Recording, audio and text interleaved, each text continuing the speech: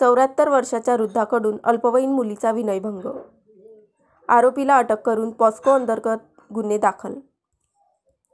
अंजनगाव सुर्जी तालुक्यातील रहिमापूर Chincholi police station हद्दीतील विगाव येथे 74 वर्षीय वृद्धाने अल्पवयीन मुलीचा विनयभंग केल्याची घटना दिनांक 2 जानेवारी रोजी सायंकाळच्या सुमारास घडली.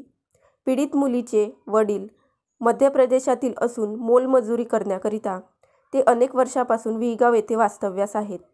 12 वर्षीय मुलगी विगाव येथे उर्दू शाळेत शिकत आहे.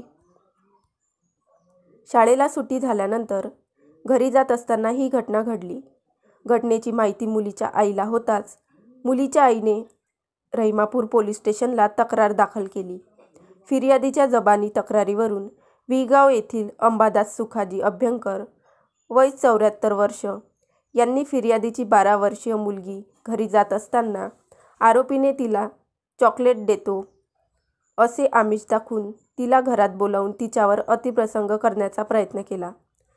मुलीने आरडाओरडा करून पळ काढला व घडलेला प्रकार आईला सांगितला. फिर्यादीने पीडितेसह तात्काळ रहिमापूर पोलीस स्टेशन गाठून तक्रार दाखल केली.